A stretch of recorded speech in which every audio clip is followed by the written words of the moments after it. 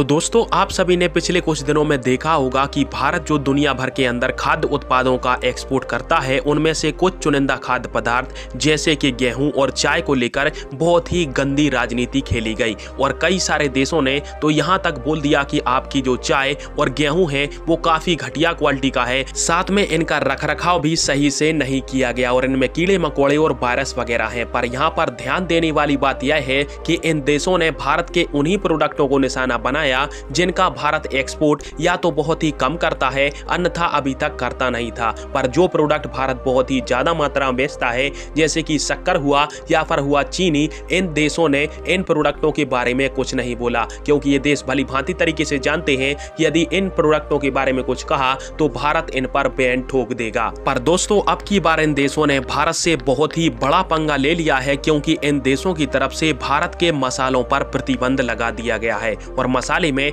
Specially तौर पर भारत की तरफ से जो इलायची बेची जाती थी उसके ऊपर इन देशों ने प्रतिबंध लगाया है। आप सभी को मैं बता दूं कि भारत दुनिया भर के अंदर 60% का मसाला व्यापार अपने अंदर रखता है और दुनिया के अंदर 60% मसाले भारत से ही जाते हैं। परंतु अभी तक हम इलायची को ईरान, इसके अलावा सऊदी अरब और अमेरिका, इराक जैसे देशों को सेल किया करते थे, परंतु अचानक से इन देशों ने भारत की जो इलायची है उसके ऊपर बैन लगा दिया है और भारत अब चाहकर भी अपनी इलायची को इन देशों के अंदर एक्सपोर्ट नहीं कर सकता। पर जब स्पेशली तौर पर भारत सरकार की तरफ से इन देशों से ऐसा करने के पीछे का कारण पूछा गया तो इन्होंने ऐसा बताया कि आपकी जो इलायची है उसके अंदर केमिकल्स का उपयोग सबसे ज्यादा किया गया है और इन देशों ने तंजानिया से इलायची को उठाना स्टार्ट कर दिया और स्पेशली तौर पर सऊदी अरब ने जैविक इलायची को तंजानिया से काफी ज्यादा मात्रा में मंगाया। जबकि आप सभी को एक बात बता दूं कि जो तंजानिया के अंदर इलायची उगाई जाती है वही सेम टू सेम इलायची भारत के अंदर भी उगाई जाती है और यह देश तंजानिया से भर भर कर इलायची को खरीद रहे हैं, जबकि भारत की इलायची के ऊपर इन देशों ने प्रतिबंध लगा दिया है। और दोस्तों, आगे चलकर